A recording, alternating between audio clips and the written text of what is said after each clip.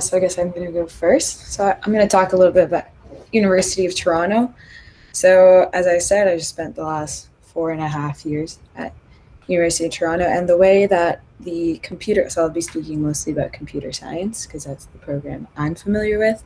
The way that computer science works at U of T, and honestly, a lot of like the arts and science majors. So whether you go into stats, mathematics, things like that, you end up in the arts and science department.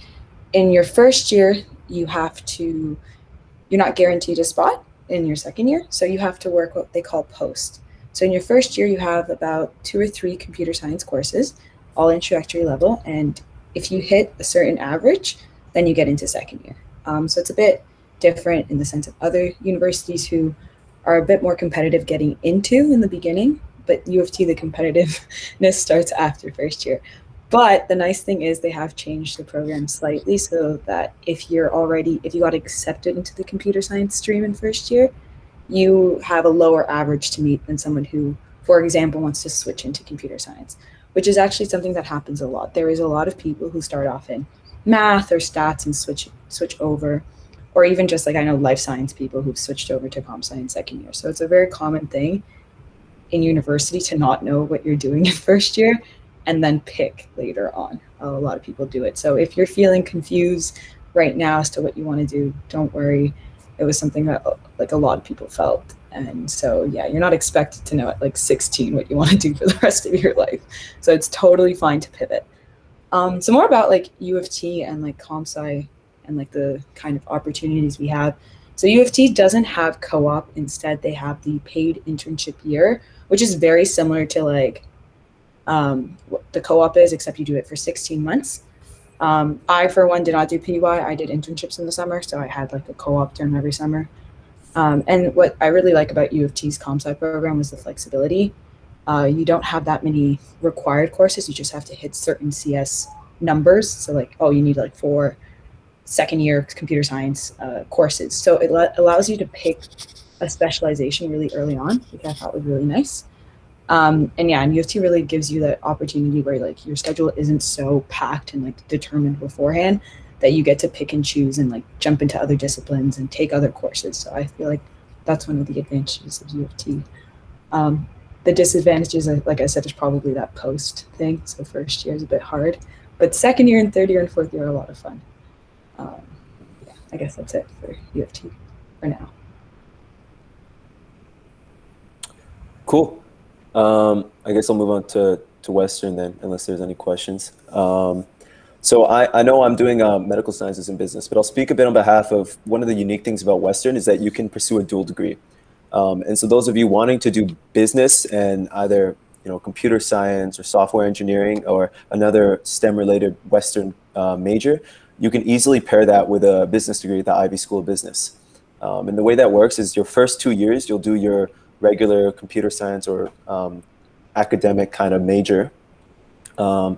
And you'll acquire, or you can acquire AEO status in high school, or you can apply to join the School of Business in first year or second year.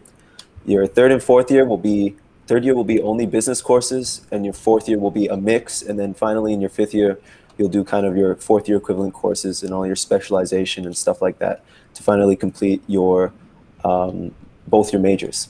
And so for me, that's very similar, and that's how kind of all the dual degrees at Western works. And I think that's one of the biggest benefits of going to Western is you have that option to complete 2 degrees in business and whatever you're interested in academically in 5 years, which I think is something that's really unique to the school. Okay. Sick. Time to talk about Waterloo. So we also have a double degree program.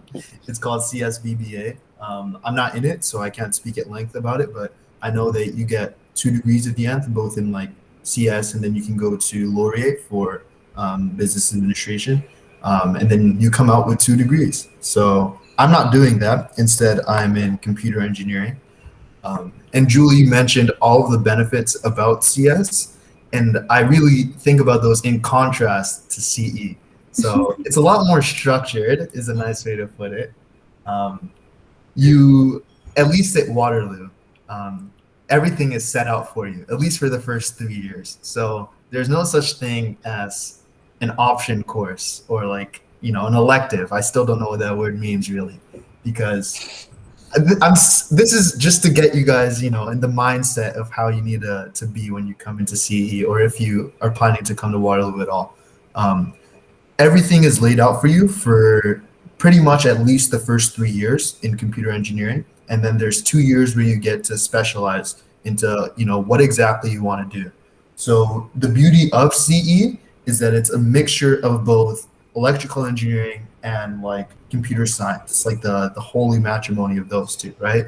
So you get to dabble with both the physical components, so, you know, doing way more hands-on stuff. Not right now, obviously. Right now, you just get the worst parts of it. So like the computations and stuff without the, you know, the actual fun hands-on stuff. And then you also get a bit of CS in there. So there's a lot of programming, and, you know, and that's really bolstered with the co-op program.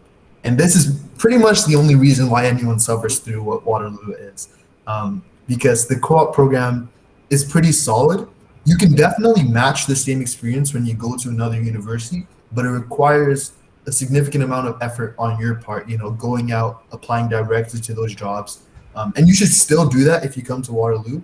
However, we have this pretty decent program called Waterloo Works, where there's usually thousands of job postings, which you can filter through and spam your resume throughout. And that's been pretty great. So I'm in the 4-stream program, and what that means is that I started my first 4 months of school in school, and then my next 4 months I was doing a co-op at a startup called Monogram. So there are 2 different streams depending on which program you're in. In computer engineering, you can be either 4-stream or 8-stream. And so if your friend is in 4-stream and you're also in 4-stream, that means that you'll have the same work co-op switching period for the first, I think, 3.5 years. But if you're in H-stream, it's the exact opposite. So after the first term, you won't see any of your H-stream friends in person because whenever you're at school, they're on co-op and vice versa. So that's one thing you should keep in mind. You can somewhat select your stream, but you need to go out of your way to send an email. So otherwise you'll be in 4-stream.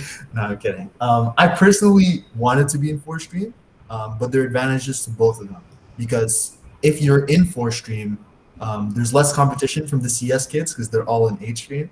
And also you can take a breather after the first 4 months of school and then come back afterwards. But H-stream is also great because it gives you more time to build up experience in work projects before going into the workforce. So pick your poison. And in terms of actual course load, it's fairly heavy. You're usually taking 6 or 7 courses throughout your degree. This can change if you manage to squeak away with some during your co-op term, but it's pretty set in stone, at least for the first 3 years. So you don't get to choose your profs. You suffer, but there's a beauty in that, in the fact that, you know, despite everyone's suffering with you, right? You're all going through it together, and there's a sort of camaraderie there. So UW has its perks, it has its downsides, but I would recommend you come here just so we can both suffer together. Well said. Nice. Okay. Julie, you can start if you'd like.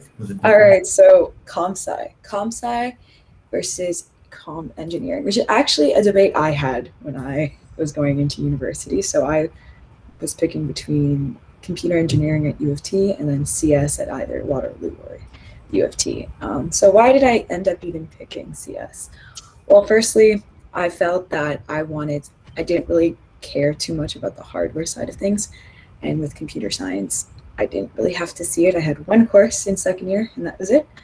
I didn't have to continue with that. So CS is very theoretical based. I would be honest that after second year, I did not do much programming. A lot of it was very heavy on proofs, which are just it's very heavy on math, I would say, stats, because I did machine learning. So probability, all these things are very important skills.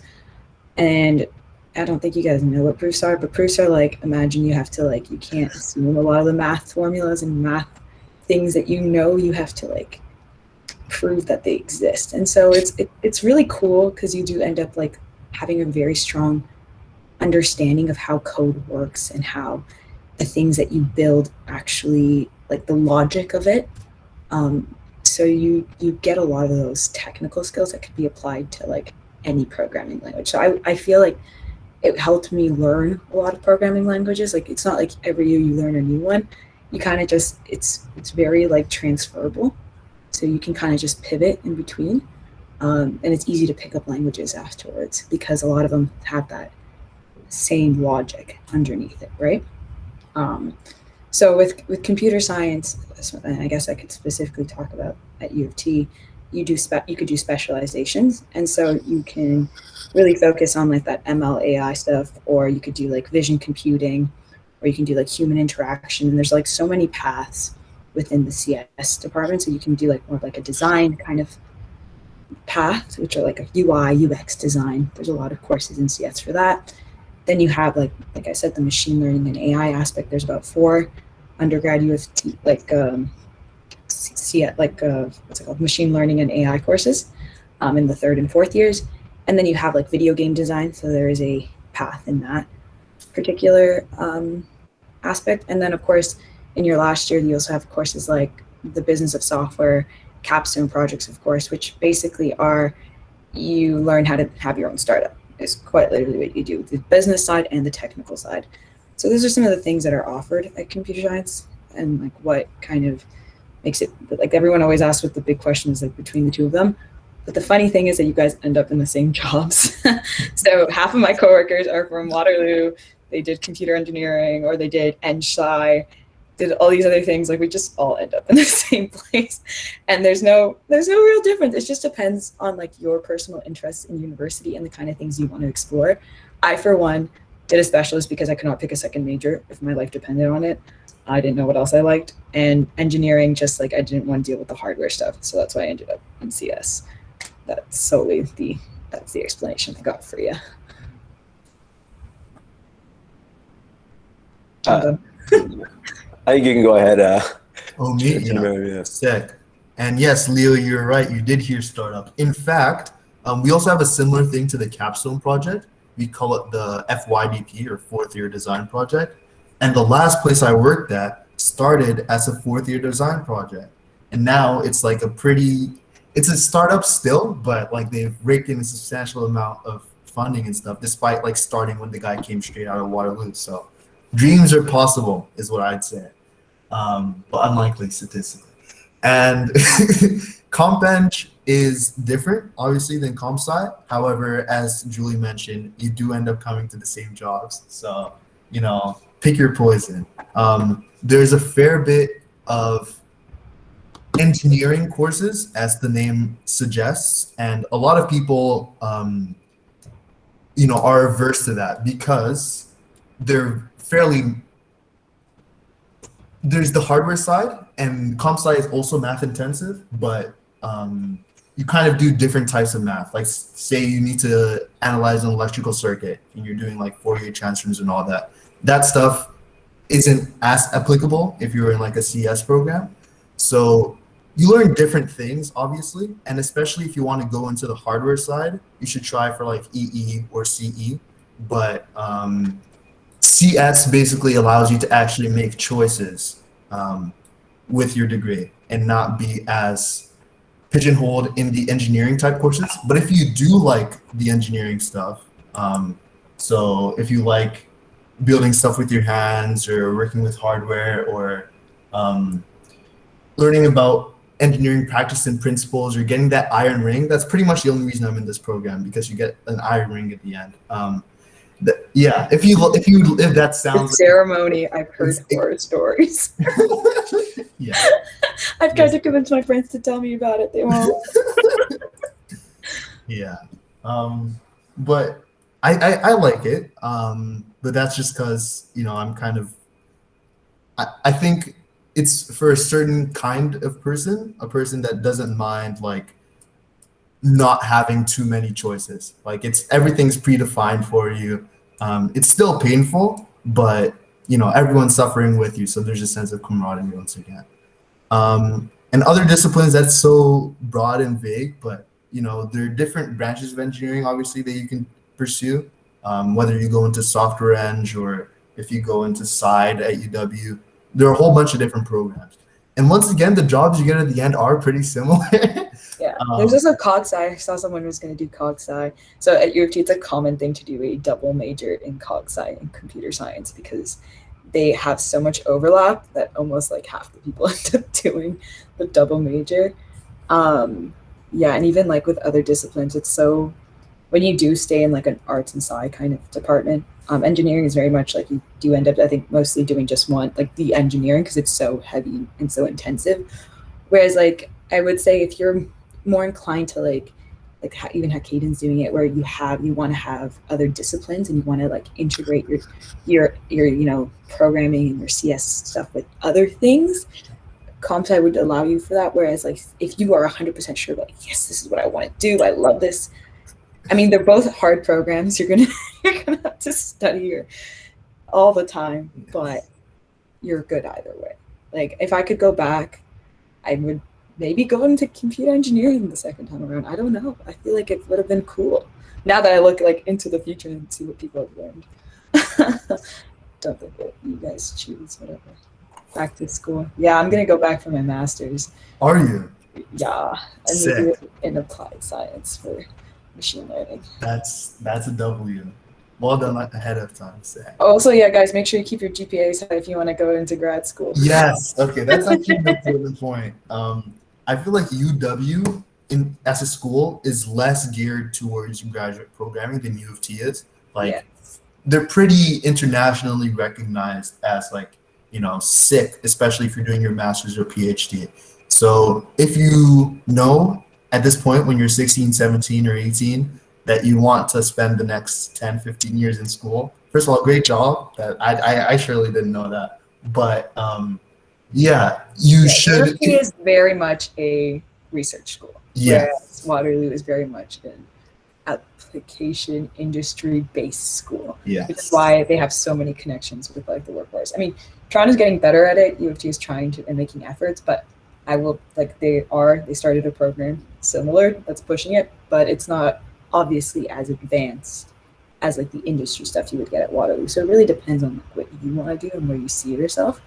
If you feel like you're more academically inclined, I would push for U of T. If you feel like, industry is for me, I want to work at 21. Yes, then go to Waterloo. That's a good way to describe it. Because I also applied to U of T for both CS and CE, but I ended up going with Waterloo because I'm not sure if I want to spend another 10 years in school, or I don't know where I want to draw the line in terms of school versus work. Yeah.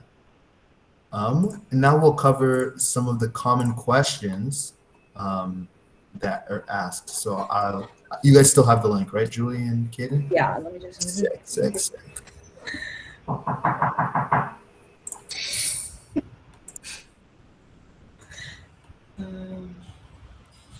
So I guess whoever wants to, I'm just going to read the question. Whoever wants to answer it, go for it. I probably can't because it's been a while since I've done it. So how to prep for university? Kaden, do you want to start? Yeah, I'd love to. Well, I think the baseline is obviously your marks. I think that's the one thing that I've learned going into university. I was very extracurricular oriented when I was preparing. I would do as much volunteering as I can, and join clubs and do all that kind of stuff. And just a shout out to there's high school hackathons that I help organize as well. So if any of you are looking for that kind of stuff, we have like 3 events going on this summer. Just a little self plug. I'll pop the link in the chat later. But yeah, I think you got to find that right balance between extracurriculars and marks. I personally did the IB program, so it was pretty rigorous for me. IB, high five. Nice. Okay. Yeah, IB. Yeah, especially if you're doing IB. I would imagine a lot of you are doing HL math if you are an IB and planning to go into CS or CE, etc. The workload can be pretty heavy. So you got to really figure out how can you still make sure to do the things you love outside of school while making sure to keep your marks up. Yeah, I think that's just the main point that I've gotten is just finding that balance. Yeah. And yeah, like in AP, sometimes you can get courses that are like the equivalent of getting credit for university and stuff like that. So it's also good to look out for that, because if you're taking certain AP courses or IB courses, you can get credit. But even if you do get credit, I would still take the course again in university, because it does help with your average. Yeah. And not only that, sometimes like those courses will have a lot of content that you'll do, but they'll also have extra content that you didn't necessarily cover in those accelerated courses. So yeah, that's kind of my part. Yeah, to even add to that, guys, like you save a lot of money by doing it, because each course is like $3,000, Yeah. which is a lot of money. So those IB credits end up being kind of nice when you transfer them over. And I would even say, like, for uni to prep, I think you just have to have really good time management skills. I would really work on those. I feel like if you learn to set time aside, like, do not pull the all-nighters in university. Don't do it. Your marks are you're not gonna do well. You can try. Trust me, you're not going to. That's going to be a quick burnout. I would say that you have to focus on learning how to teach, like, also learn on your own. University also is a bit independent, because your prof isn't teaching 30 students anymore. It's a class of over 100 students most times, at least in the first 2 years. And so you're going to have to be very, like, self-sufficient. And learning those skills beforehand, so time management and self-sufficiency, are really going to help you a lot in university. There are resources, don't get me wrong, but learning those things early on is really going to help you actually achieve success. That's how I ended up with an okay GPA, I guess, by the time I graduated, was time management. And understanding that I could go out on Fridays and have fun and not be studying 24/7, because then your mental health is not going to do good, and then your grades are going to go down anyways, and then it's just a vicious cycle. So I think balance is very important in learning those things early on. Sure. Oh, fun fact about Waterloo: they actually don't care about your IB grades. You cannot transfer anything to CE. That's what. So if you're thinking about that now, yes, the only way that your IB grades can affect you is negatively. Because if you get lower than Then 30 something, they just won't let you. For AP at U of T, as long as it's not part of your specialist or like your program, you can get it. So I had physics, and I wasn't going to take physics in university, so they gave me the credit. Otherwise, yeah, no, you can't really. In the US, they do allow the transfer a lot easier, but here they're still a little about the transfers. And if you are in IB, you should probably check, like, I guess your school's probably already over, but if you're going into your last year, they have, like, different schools have the minimums that they'll accept for, like, physics or whatever course you want to take, basically. So that's important to recognize. And yeah, that's all I had to add, because you guys covered the rest pretty well. Mm-hmm. I think if I can just add one more thing to what Julie was saying about becoming kind of self-sufficient.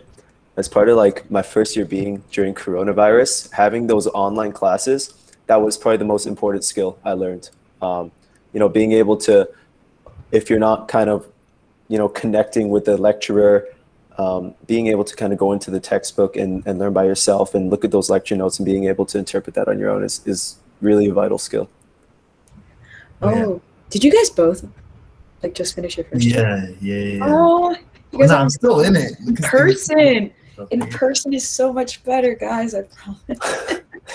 Yeah. I'm so happy it happened in my fourth year, though, because I was just cruising.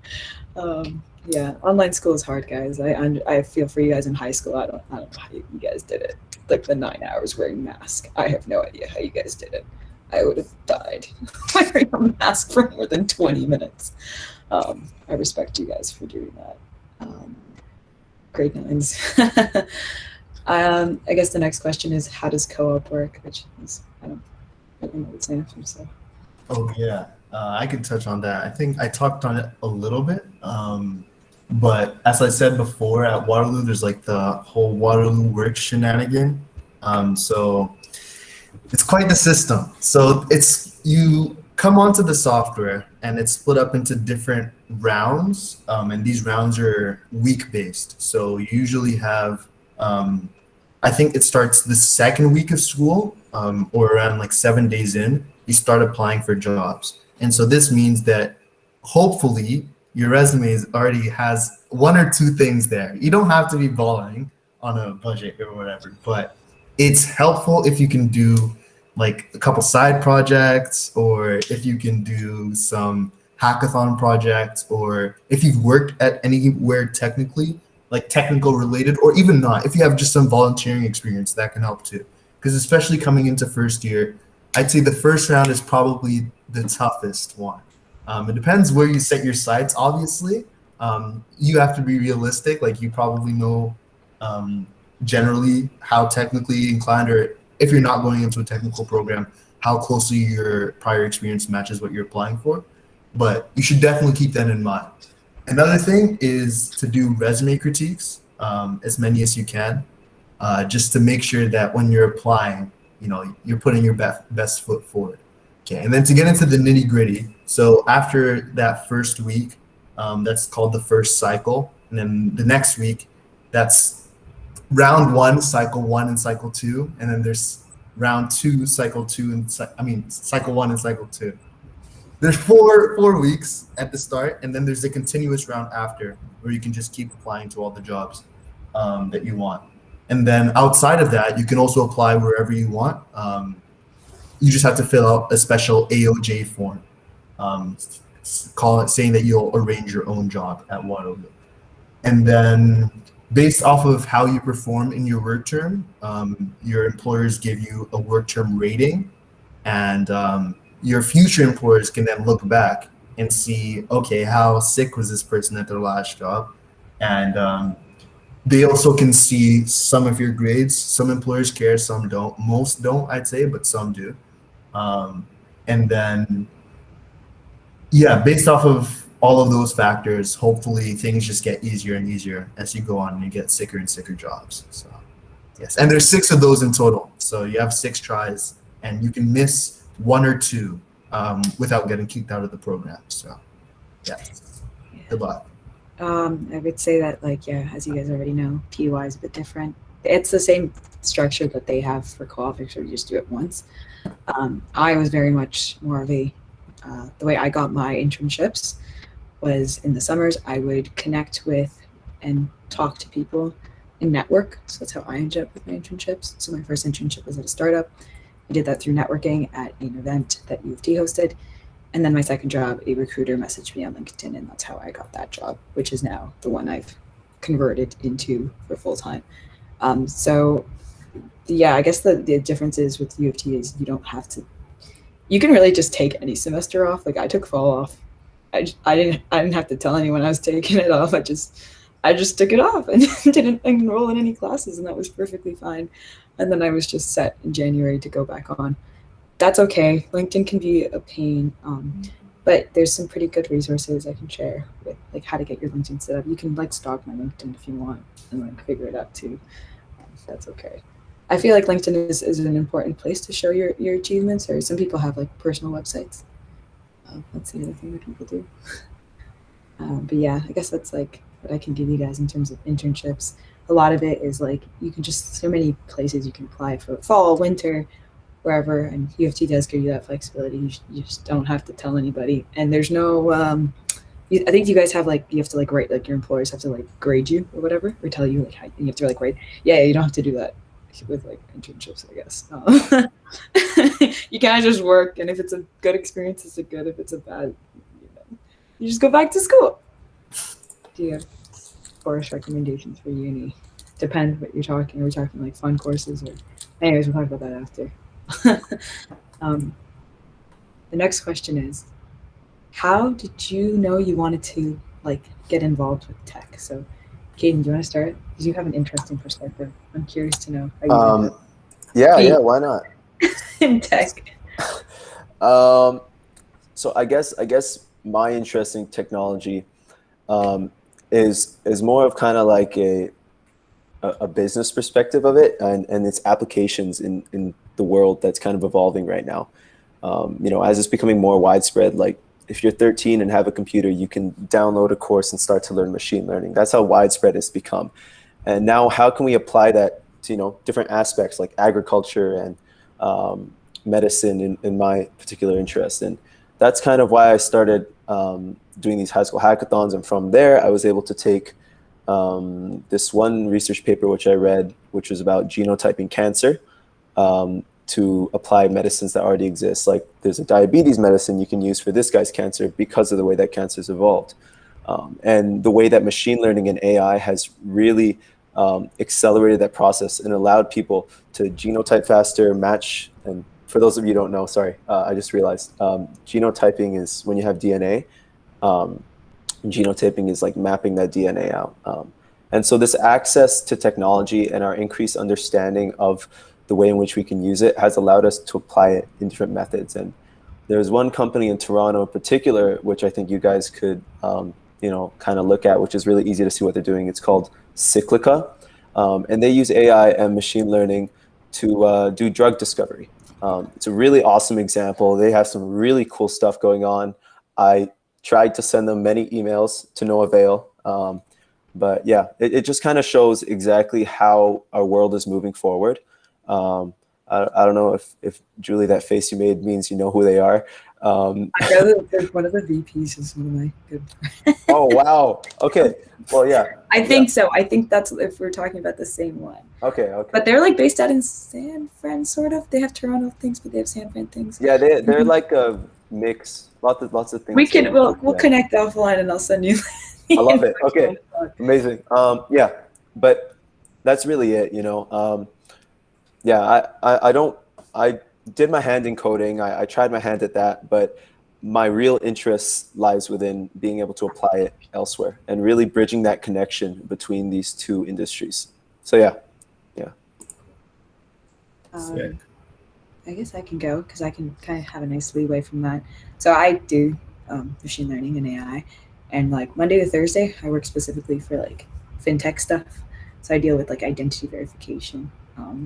Which basically just means like, you guys use your apps and stuff to know it's you if you're sending money in Cash App, which I don't know if anyone knows what Cash App is. It's like Interact, but in the States.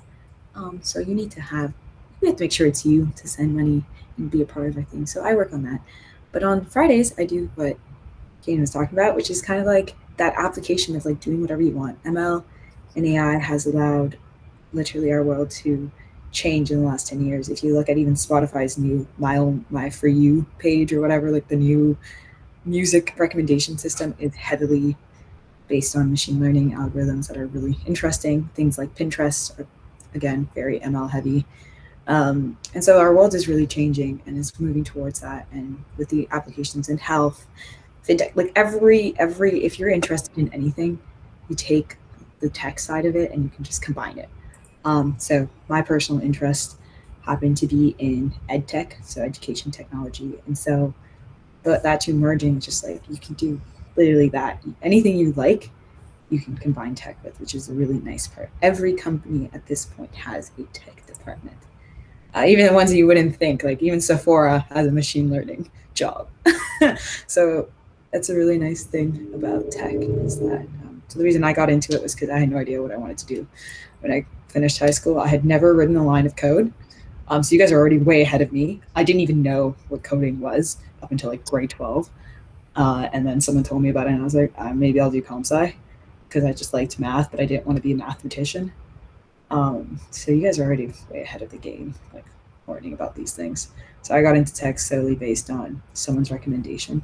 They were like, yeah, this would be cool. And then I saw the applications and I was like, oh, seems like there's a lot of choice. I like that there's choice. I don't want to be tied down to one industry. I can do any industry. So that's why I chose tech. Yeah, for me, I chose tech in a similar vein. Like beforehand, I didn't really have a clear path, I guess, on what I wanted to do for the rest of my life at the age 16. Crazy, I know.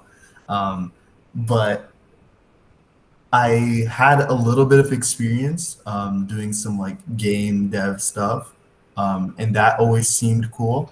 And I also like fixing like electronics and stuff and all of that, right to repair cool stuff. And so those two kind of made sense together. And comp eng seemed like the logical solution to both of those problems. So here I am.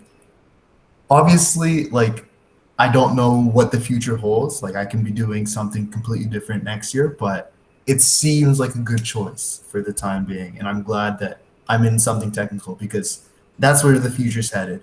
Especially like ML and AI. That's literally the future. So yes. I'd say if you can find a way to at least have some basic technical skills, it will definitely like help you in the future. Like if it's just learning how to stick a couple APIs together and make your own thing instead of having to, SQL. exactly, like these basic skills like will be the difference between. I don't want to say anything apocalyptic, but it's important to have basic skills in tech. I'd say, yeah. And you don't even have to end up like doing an undergrad in tech to be in tech. Two of my coworkers one of them did a undergrad in journalism and now works as a machine learning engineer, and then the other one dropped out in second year and works like as a full-time, like he's my boss. So honestly, that's the nice thing about tech. The tech world is like really anyone can be a part of it. Like I've heard some interesting people, like they were in an astrobiology and now they're like software engineers. And like the beauty of it is like you can teach yourself. Like you guys are here right now, you're doing all this curious stuff and that's sick. And like YouTube has like 1,000,000,001 resources. So you could put yourself through university essentially. All that this gives you is like more boundaries and like deadlines and stuff, which can be helpful for some. And a degree, which doesn't hurt sometimes. Okay. We have a couple more questions. I don't know if you want to skip to like the questions they have. Oh yes, yeah. Or yeah. do we want to continue going through our questions? Some have been voted up in the Learnathon student panel. Maybe we'll touch on a couple and then we'll bounce back to our own. Okay. The first question from Anonymous just says, why? It's a little bit vague. Yes. It has 4 upvotes, so let's make that 5. So what are we gonna? Why everything? I mean, why life? I don't why know. life? Honestly, I feel like even just like why we're here, why we're doing this, why even go to university. Great experience. You meet great people.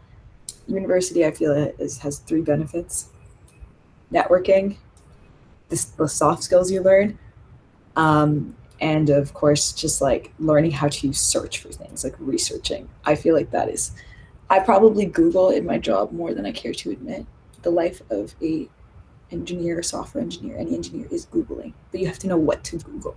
So there's a joke that says you get paid to know what you Google, right? That's literally what they say. So it's like learning about those things. I'm not even kidding. Half the things I learned in undergrad, don't use them. It's fine. But yeah, it's like those soft skills of like learning those 3 things. I feel like that's why maybe university. Why tech? Because you can do everything with tech. Any of your interests, you can do it. I did like a whole like sports thing last semester. My project was on like helping performance for like Olympic athletes, just like totally random.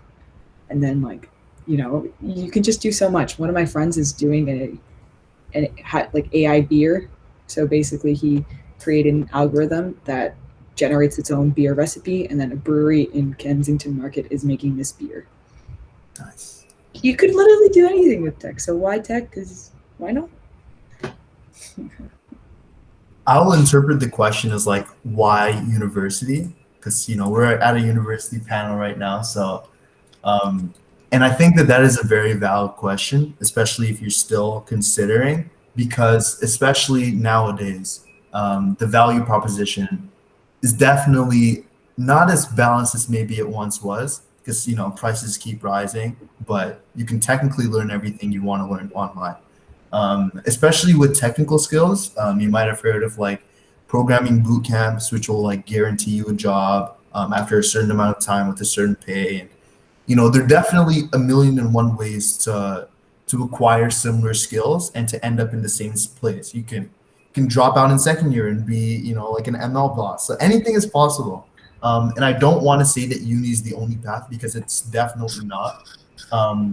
And another thing I'd recommend in terms of uni is, if you can, try and secure a couple scholarships to make the wait a little bit less painful. Like, just look everywhere you can.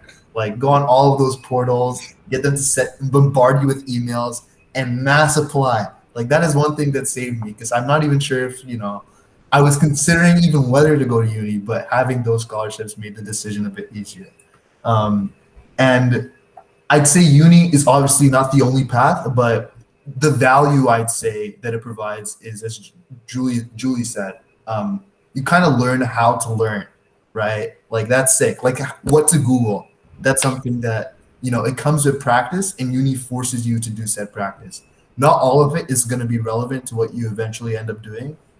But in the meantime, it's not necessarily about the specifics of like this wonderful calculus course or whatever. It's about the thought process and the idea, and having to sit behind your computer for hours on end and figure something out by fire, by force. That's a skill that's important to have in the long run. Yes. Kim, do you have anything to add? Yeah.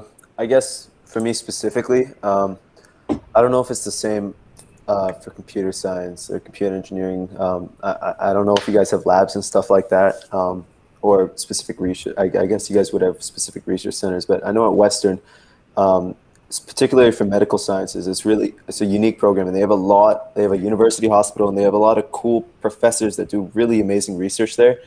And so sometimes, you can, if you're interested in one specific subject, you can find a professor who's really making a difference or discovering something really cool, and maybe you connect with that on a very deep level.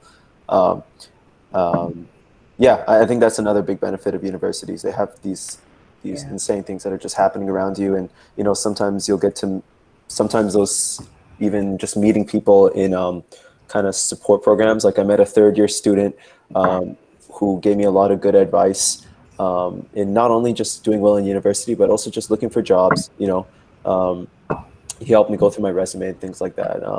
Yeah, so it's not just about the learning, I guess, or I guess university learning. There's also a lot of personal learning that happens at university as well. Yeah, get yourself a mentor. 100%. I mentor like first and second year students, and it's the best. And I was mentored at one point too, and I now have a job mentor. Right? You should always have a mentor in your life, someone that is going to, like, you have like that. I guess you say goal, and they're the person who's going to give you that advice. Literally, go on LinkedIn, find someone who you're like, I want to be you in 4 years, and just message them.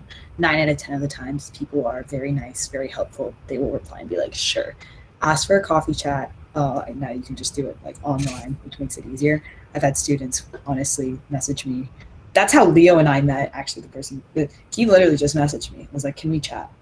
And it was that easy. And I said, sure, let's hop on a call. So it's something as easy as that. That's how we ended up here. So yeah, just like network with people, reach out. I'm telling you, they will be nice. And if you're too scared to like talk to older, people in university will help you out. You can find someone who went to your high school on LinkedIn. It usually says what high school they went to, and you can just reach out to them like, hey, I'm in this. Find something that you're connected with. I would definitely say reach out to people and talk to people to find out more things. Nice. The next question says, any extracurricular recommendations for an aspiring CE or SCS student? Extracurricular recommendations. I think Waterloo has like a need for extracurriculars. If you have like that whole application, U of T just looks at your grade. Yeah, that's literally it. But in terms of like the soft skills to like for yourself, I would say anything that allows you to like talk and like interact with people, like the social aspect, is something that would be a really strong thing, and that a lot of people lack, I feel like, in university when they first start off. So if you can find those kind of extracurriculars that kind of push you out of your boundaries, anything that makes you feel a bit uncomfortable, I would kind of push you towards doing that. to just expand yourself and follow something that you're passionate about. There's no like you should like checkbox, like you should do X, Y, Z to get in. The more authentically you are, that's going to be apparent in any application. You know, people can tell. I've read through applications to get into like different. People can tell when you're just saying things to say things. It has to be like authentic. So I would say like extracurriculars, do things you're actually genuinely interested in. Yeah, there's no checkbox or anything. Like I have a friend who literally like her boss was so excited to hire her because she was like a ski champion and he likes to ski and that's what they bonded over. Like follow your passions 100%. Yeah, I definitely agree with that, like 1,010%, because like if you think about even trying to get a job, you know, there are 1,000,000,001 CS students applying for the same position, and you somehow have to differentiate yourself from all these different people, right? So yes, you're all on this one path, but if you have, you know, some personality and some other skills that kind of make you as a whole, it's a lot more fruitful because, you know, there's no other one person that has all those different combinations of skills and talents that you do. So once again, yeah, go for what you like to do. And if you haven't figured that out, that's okay. I still haven't, you know, but try different things, experiment, see what you like. But also to answer the question more directly, if you're applying to a program like SE, for instance, like it's required that you have some sort of programming experience. So if you can do like some hackathons or, you know, some side project, once again, that doesn't hurt. But if you can even gear these towards things that you actually like with hackathon projects, I've done a bunch and they're always trying to solve a problem that I honestly care about. So that always helps to make the project actually connect to you and be unique to you. Yeah. So do as many extracurriculars as, you know, your grades allow, but you know, make sure that they're things you actually want to do. Okay. Do you have any recommendations, Kaden? I think personally, I think debating and public speaking, it was something I was really passionate about. I did a lot of debating grade 8 to like 11. You know, I never made it too far in debating, but you know, I think that it really got me out of my shell, and being able to express yourself fluently, and not only that, but also be able to critically think about just things around you and be able to question properly. These are all things that I got from public speaking and debating, and I think it's enabled me to go further. Not because, you know, I can tell you that you're wrong and give like 5 points to back me up, but more because I'm able to, you know, talk to someone and approach them comfortably. And, you know, before, you know, LinkedIn and all this stuff, that would be like if I go to a networking event, I can just go up to someone that I'm interested in. For example, I went to this, I used to go up to fundraisers to learn about medical research. I would just be able to go up to some guy who's at a local hospital doing some research and just talk to him about what he's doing, and learn things like that. And that's something I would not have gotten the confidence to do or even trusted myself to do if I didn't, you know, give myself the chance to present to others. It doesn't necessarily even have to be debating or anything. Like I know at hackathons, like our hackathons, you get to present to judges and stuff like that. You know, just things like that where you're forced to kind of present something. Yeah, that soft skill is really important. Nice. And next question, does CS allow you to experiment with cybersecurity? Julie, any thoughts? Yeah, actually, one of my friends in fourth year, you can actually take the engineer courses that like U of T engineering has to offer. One of my friends really wanted to learn about cybersecurity and some hacking things. I don't even remember what they were trying to do. They took like a whole course, 2 courses on it in the semester. It was really easy for them to get into fourth year, because in fourth year you could take what they call ECE, which are like the engineering computer courses, or CS courses that would fill your requirements to graduate. So they're like, yeah, you can take literally like anything you can think of. At this point, U of T has a course for it. Yeah. So cybersecurity is something you can take. Maybe not like too many courses. I think they only have 2, but it exists in fourth year. And yeah, I'll talk about CE even though you didn't ask. I'll just throw myself in there. Yeah, in the later courses, you do get to experiment, but also on co-op, like my next co-op job, there's a whole bunch of cybersecurity. So yes, yes, and yes. If it's something you're interested in, if you look, there's almost definitely a way to fit it into your degree. University really lets you dive into any passion you want. I think I mentioned in the chat before, I was really interested in like aliens, and so I took a course in U of T about aliens, and it was pretty cool. So you're supposed to give you that opportunity to like explore your passions and just do interesting things like anything that you're passionate about. Like I'm taking Italian right now because I wanted to learn a fourth language because why not? University lets you do that. It's nice.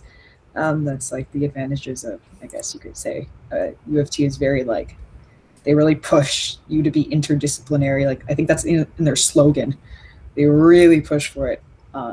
So I guess, yeah, if you want flexibility, go there. If you really know what you're doing, go to Waterloo, I would say. Or go to both. I have a friend who's doing his master's in Waterloo now. That is We can have both experiences. Why not? People transfer. It's not the end of the world, too. Yes. Like, Yes. yeah. Good advice for high school students who want to go to U of T or Waterloo. What are the specifics? What did you do in high school? You want to start, Caden? I'm not at Waterloo or. Nah, that's fine. What did you do in high school? Yeah, I mean, I personally had like just few passion projects that I would do. I led a research club at my school where we'd write scientific research papers, and I put together lesson plans and stuff on how to write them. Before Leo joined us, we hosted Vancouver's first ever high school hackathon at UBC, which was awesome, and I loved it. I loved every bit of it. And then, I was part of a first aid response team. Did regular volunteering, and I think one of the most important things I learned is it's not doing as many things as you can. It's doing something consistently for a while, or just doing something you're really passionate in.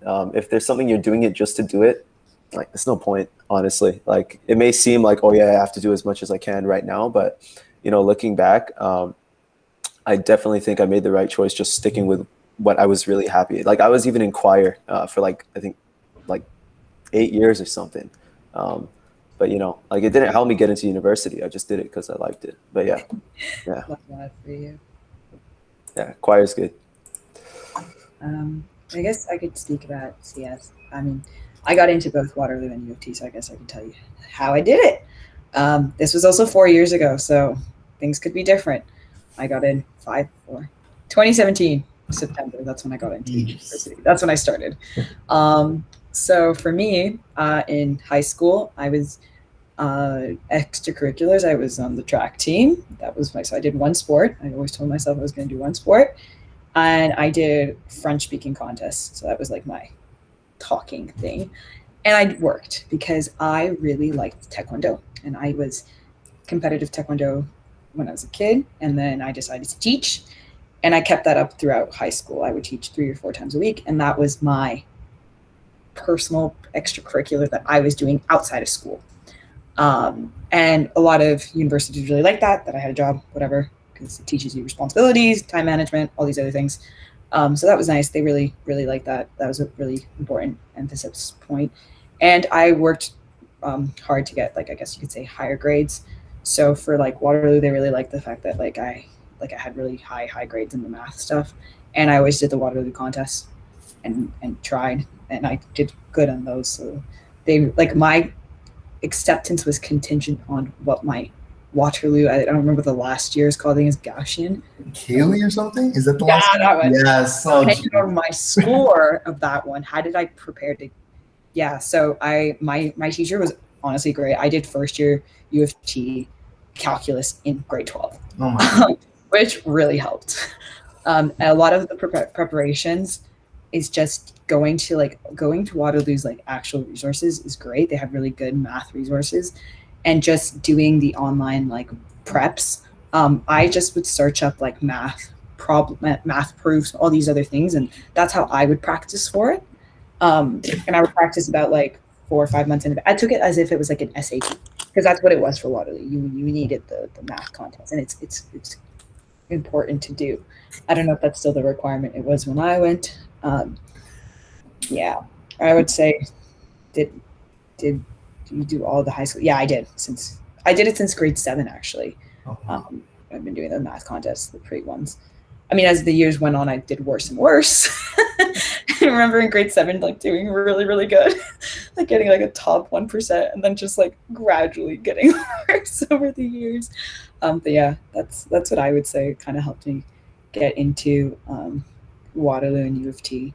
Was, like I said, I didn't have a lot of things, but I had those things I was very committed to for 4 years, and I had like a lot of volunteer hours. I had like over 600 volunteer hours when I graduated. Yeah. Nice. For me, yeah, I recently got into U of T in Waterloo, so I'll give my tidbit as well. Did a lot extracurriculars in high school. Like, I don't know. Looking back, it was fun. That was the key part. I was having a good time. So I worked at the Legislative Assembly and also at Canada's National History Society. And then I did a lot of volunteering at like the thrift store and stuff, and a lot of like sports. I was really into track and volleyball and basketball, and then a lot of clubs too. Anyways, I don't even know. Thinking back on it, like I don't know how I survived, but it's in comparison. I feel like you gotta pick and choose, especially in university. The courses they start weighing on. At least time management is important. I still do extracurriculars, like even in uni. I'm in a couple clubs and stuff, but you gotta tone it down. And yeah, in terms of the math contest probably helped too. I tried doing those whenever they came up. I did all right. And then the grades were pretty solid. So yeah, in terms of specifics, clubs, that's not specific at all. No like math or CS specific clubs, just like student council and a bunch of philanthropy stuff and that kind of thing. And yeah, nothing was really geared towards the really technical side. I did some like game stuff, but that was literally it. Yeah. I don't know if you guys have heard of Engineer Idol. That was something I did in grade 12. U of T hosts it. A couple high schools get invited to it. It's cool. You have to like build out a whole thing for like 4 months and then present it to a group of like actual engineers. So yeah, that was something that I got an extracurricular we did in grade 12. I would say like enjoy your high school time. Like there's no need to like overkill it. If looking back, I'm so glad I didn't overkill it and I enjoyed myself in high school. Yeah, I would really, especially with a lot of you who are starting this online stuff, you've had a lot of time on your hands. Perhaps you haven't had as much social interactions, but you should focus on that next year. Go out, be with people. I would say that's really important. There's no need to like overkill yourself, especially for U of T. I mean, U of T is only gonna look at your grades anyway, so. 100 extracurriculars, they'll never know. Yeah, they don't care. Yeah. Oh, and that reminded me of like Shad. I did Shad too. Shad was a sick thing. If you have the opportunity to do it, and you're like, it costs way more than it should. So if you're able to burden that, it's a fun time. Yeah, that was in 2018, so a decade ago. Yes. Then the next question. What would you say that taking APs was helpful when applying to universities? We kind of answered this, but yeah. I mean, I was in AP, calculus. Maybe not applying to universities, but definitely in first year it was very helpful. AP gave me a great work ethic. It was just been my teacher that I had in AP. I took physics and math and French in AP. That's it. I didn't want to do anything else, and my high school didn't offer anything else really except English. I didn't like English. So yeah, I was just like, it really helped with that. And also first year calculus was a lot better because I knew most of the stuff for like the first like semester of calculus. So it helped me kind of like carry me through the line. But I had to take like the CS calculus, which is like proof, whereas like the calculus I learned was like for engineers, so it was application based. They're a bit different, doesn't matter. But AP was helpful in like solidifying skills, like learning how to take like that kind of proctored exam and stuff, which is a bit different. Yeah, solidifying skills, I guess, is like the biggest outcome from AP. It just helps you have a better work ethic because you do have to work harder.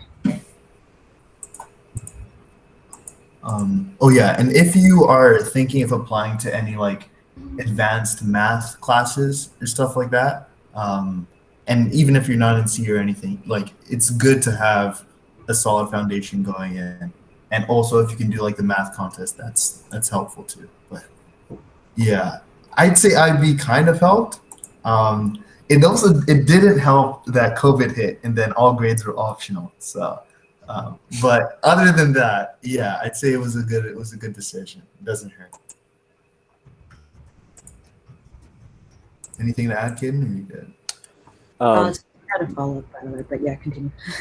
Yeah, I don't know. I think IB was a good experience. I think especially challenging yourself with that course content. For any of you taking IB, I did HL Chem and HL Bio together, so it's pretty content heavy, but it really helped get me prepared for university.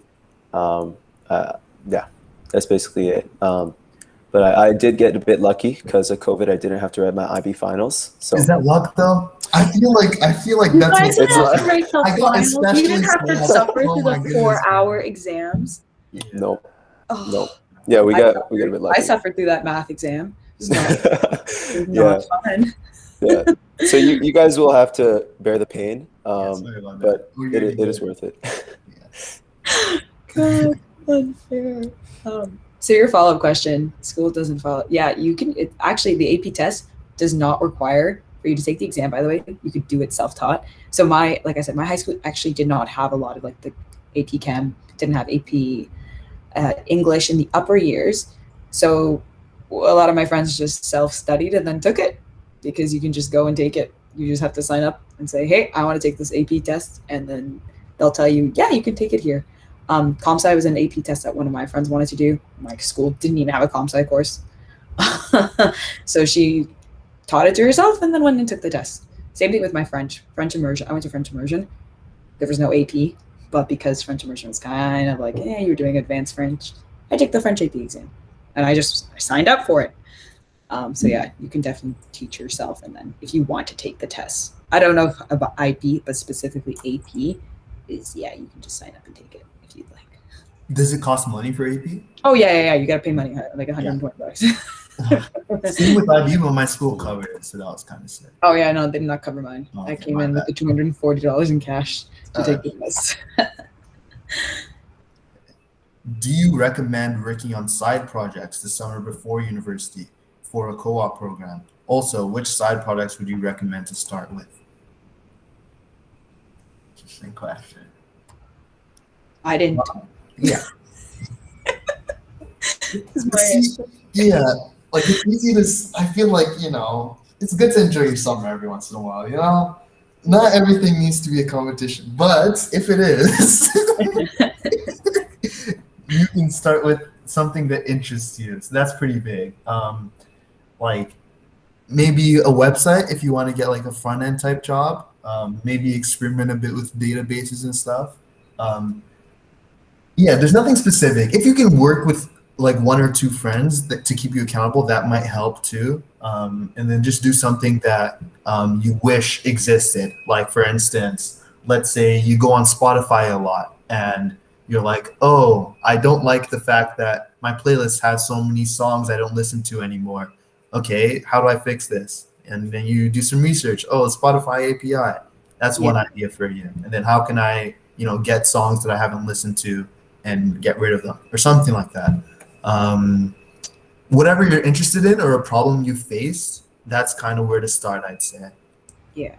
So I can give you an example. I didn't do any the summer before, but later on I was really interested. My friends and I used to like to, throw parties, but no one could ever pick a proper playlist. And so I decided to work on the DJ bot. And the DJ bot was literally me going through the Spotify API and saying, if I write a name of a song, I want to get all of like the top links that this was before. This was like 3 years ago. So they now have this as a feature for anyone to use. But back then, They stole it from you. and then I did the mashup. So I wanted like the songs to kind of fade in and out like it was the DJ because it was too cheap to buy a DJ. DJs are expensive. So yeah, we did that with my friends just for fun. It's like almost like a mini hackathon. You just do things that you genuinely, because if you're going to do a project, you're going to spend time. And so if you're just doing it for the cool aspect or whatever aspect, you're going to get bored very quick and you're going to give up. So you should do something that actually interests you. Take whatever hobby you have right now and be like, how can I make it techie? And I'm sure it'll work out. And if you care specifically about, something looking good on your resume, it's best to have something someone can actually try. Like the Spotify bot is a good example. Like they can maybe go on a website and like, put in the song they want. Something they can hear or see or visualize helps. Yeah. Okay. And then the next question, are there any course recommendations or clubs and activities you would recommend? Before, during? I guess during uni probably, yeah. Caden, any clubs or activities or course recommendations? I mean, my first year, I had a lot of required courses. So my full course load, I only had one elective I could pick. I think it's good to kind of look at that beforehand and kind of just pick one, because the way my program works is they kind of just try and weed people out in first and second year with general courses. I'm sure that happens a lot. And so for that one course, you actually have like the choice over. Make sure it's a course where you can get a high mark, and that doesn't necessarily mean going up and searching Reddit bird courses or whatever. Just pick something you like. I think it's an important thing as well. Just because it's an easy 90 for some random user on Reddit doesn't mean it's going to be easy for you. You really have to like the course, and hating course content it's bad. It's bad. So just avoid that at all costs. Unless it's a required course, then you got to suck it up. Yeah. Mm-hmm. Or drop out. Yeah. I would resonate with that. I fell for the birdie searches, and those birdie searches always ended up being way lower than even my comp sci courses. So I don't trust the birdie searches. I don't trust the bird courses anymore. And if you want to, I think the nice thing about course selection, at least at U of T, is you really pick your courses every year. You have maybe 3 or 4 required. In the first 2 years, it's a lot more required, and then by 4th year, I had complete autonomy. I just needed to hit the certain they have to be 4th year CS courses. Don't care which ones, just as long as there's 4 that I finished. So some cool recommendations for courses I could say specifically for your T, or I'll just give it general course names. Things like social networks is a really interesting topic, I find, and I think it's really applicable to our world. And I took this course about understanding the social aspects of our technology. There isn't much social or privacy laws or all these other things that there should be with technology. That course was it was an eye-opener. Taught you about ethics in technology that should be applied. So I feel like courses like that are just gonna expand your knowledge are really important to do. And just extracurriculars, literally anything you're interested in. Any continuation from high school, I looked for those kind of extracurriculars. The things that I liked to be in high school, I looked for equivalents in university. Going to random networking events or your department's events. Your department usually does events, and you'll get emails about things. You should go to those. They have outings. Go to those. Meet people. Talk to people. Look at your university emails. They'll usually give you especially during Frosh Week, there'll be club things where everybody I don't know how it was online, but in person you usually have your quad. You'll have a bunch of clubs just out, and you can go talk to them, figure out what kind of things you're interested in. And those are the places you usually make your friends, right? You end up being really good friends with people in university because there's so much more choice and things, and you guys have a lot. You bond over experiences and hobbies, and so that's what I would suggest. In terms of club suggestions, I'll give specifics based off of the ones that I'm on or like have friends on. If you're coming to UW, so I'm on Blueprint. We do like dev work for nonprofits. So if there are any nonprofits that can't afford like a website or need like a redesign or need like a new backend or something like that, we just work with them and make them their stuff. So you get to do some technical stuff on your side that sharpens your coding skills and stuff. I'm also on Midnight Sun. So if you like cars and stuff and like EVs, yes, join Midnight Sun and I'll see you there. But there are a bunch of teams. Just look for something you're interested in and apply. Those are just the ones I want. Okay. Take me to Waterloo. I'm afraid. I don't even think that's a question. However, I think the answer is, yeah. I would say, guys, do check out your universities. Go in person. That was I was going to go to Waterloo. I was ready to say accept, and then I went to the university and I just didn't vibe, and that was it. That was my decision was solely based on I just didn't feel like that was my home for the next 4 years. Go to your universities. Make sure you feel comfortable, because the worst thing is not. It could be a great program and everything, but if you yourself are not comfortable in that place, you're not going to succeed. At the end of the day, doesn't matter what university you go to in Ontario, they're all well known.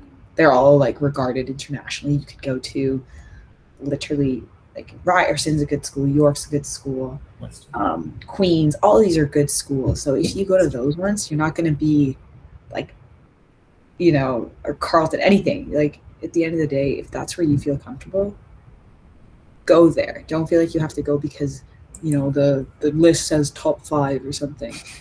Don't worry about that. Employers in Toronto don't care. They literally just want to make sure you have the technical knowledge, you understand your stuff, and you are yourself. That's it. That's my advice to you. Next question. Did you have any side projects going into university? I had one, kind of, yeah. But other than that, not really. Yeah, I wasn't way too technically inclined in high school because I wasn't really sure what I wanted to do. But I helped like make a game for a couple companies, so I put that on the resume. Yeah. Nothing. I literally did nothing. Also, 4 years ago, that was not the expectation. Like no one did anything. It could be a very different experience for you guys, though. Maybe that's required now. I just worked. That was, I guess, my side project. I had a job. That was it. Yeah. I had a job last summer before going to university. It's really just based on your interest. Don't feel pressured. Like if you go ask a lot of people in high school now, they'll be like, oh yeah, I made like 5 organizations and I do this in my spare time and I sleep 4 hours a night. Like just don't feel pressured to, have your own thing going. Really just make sure you're just doing what you like. Like I took the time to try and get like a research paper published last summer.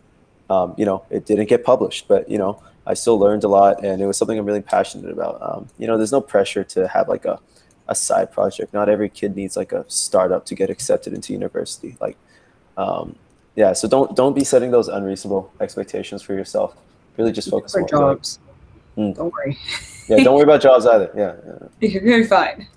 Again, no side. To this day, I started my side project when I graduated university. So you'll be fine. Also, maybe I was I don't know. It's a good thing to have, but if you don't have it, you don't have it.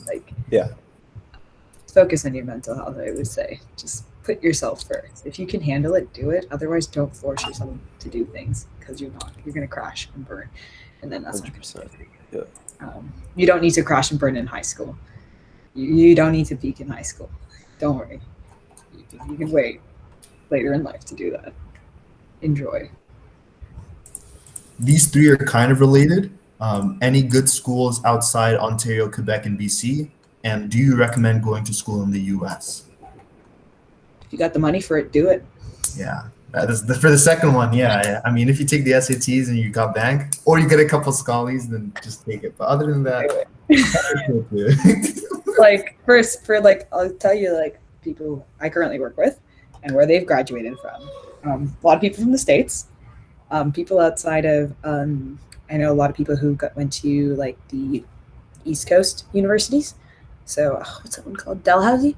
Dalhousie seems to be a popular one, and the other one is like the Newfoundland one. I know people who've gone to that have great jobs here. Honestly, with a Canadian university, you're set. If you're a Canadian citizen, you have great tuition. Um, if you have the money to go to the States, like I got into a nice school in the States, but it was 60,000 US dollars a year. It's so bad. Which is like my whole undergrad here. I said no, thank you. But if you're able to do it, yeah, I feel like nowadays with like before it was a little bit harder for universities to be recognized, and they, like some of them had reputations. Nowadays with Google and everything and just the accessibility of information, most universities are pretty par. Like yeah. Yeah, I would say look at so I would say in Canada specifically, our universities are very much like specific programs. There's places you should go, or you should try to go to, because they have just better facilities, better profs, better funding for your particular program. And that's where you want to go, where your program is something that is not a side thought, but it is an important part of the university. I would say that is important as well when we're picking a university. But yeah, Carnegie Mellon is one. A lot of people, NYU, obviously the Ivy Leagues. Yeah. A lot of like the public universities in California are very popular. Places like where the university lies with like where a lot of big tech companies are, like in San Fran. If you go to university there, there's so like my company's headquarters are in San Francisco, and they're always recruiting there. So that's another way to kind of look at it and see like, where do I want to live? Which city? Go to that university. Yeah.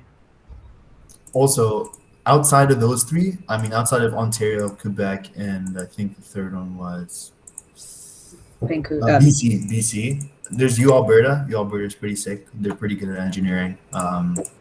Yes, and like U Calgary's okay. And I mean, yeah, I'm from Manitoba, so come to U of M, and you can have a good time over there. So, yeah.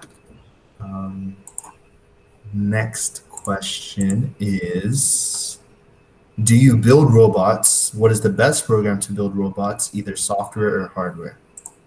Mechatronics. I didn't do robotics in high school, but like in my spare time, I built a lot of stuff.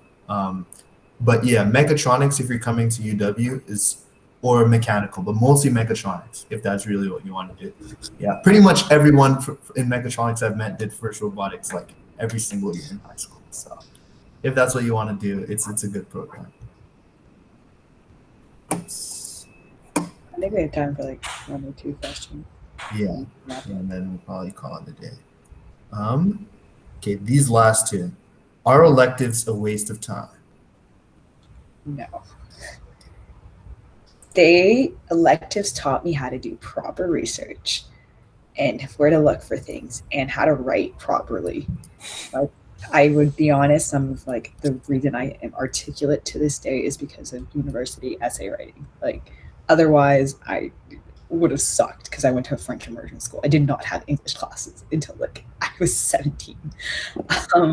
So I would say electives are so important. They help give you perspective, and they make you just see things differently. You don't want to be the cookie cutter. Like you don't want to be employee number 5. You definitely want to be yourself, unique. So electives give you that chance to kind of expand your personality, expand who you are, learn about things, and be like, I feel like perspective is so important, especially nowadays. It's important to know about things other than your own subject. That's how you have conversations with other people. Electives are what you make of it. Some of my favorite courses are electives. Yeah, electives are great. I think it's all about what you make it. If you already know from the beginning it's going to be like something you don't like, then yeah, you're wasting your time. Yeah. That's And last question, you can all answer this. What was the most stressful or difficult subject in your first term? And then we can also do what's the most stressful or difficult one this term as well. Yeah. Or ever. Yeah. Forever, yeah. You might say forever. Caden? Or are they all lightweight? Oh, nah. I think it wouldn't be. For me, it's a bit different because my first year was online. So the hardest course would not be because of the content per se. And I think this just highlights the importance of, going to office hours in university, going to, maybe even reading up on Reddit before on like which professors and their teaching style and stuff like that. But my second term calc professor, his videos, it sounded like he was in an airplane. Like his fan was on full blast and his kids were screaming in the background and it was just pain. Yeah, and you had to watch the videos in 2x speed, otherwise you're just gonna lose interest. But yeah, I think that was honestly my hardest course, and it really just showed me, why you got to be able to learn by your own. Take a look at the textbook and just extract all the information by yourself and be able to, find past exams online or, just do your digging. I know there's a lot of forbidden folders on Google Drive floating around with just past exams and midterms and stuff like that. If you can get your hands on those are usually in the Discord servers. Those are especially useful. Yeah. I think that would be it for me. Most courses, if you do diligence and you do what needs to be done, you'll be fine. I think you just put the hours in. You make sure you know exactly what's on the exam. Sometimes teachers will give specific pointers of exactly what processes. I know in biology, that was a big one for me. I don't think any of you are taking biology though. But yeah, honestly, for me, it was just teaching style. And I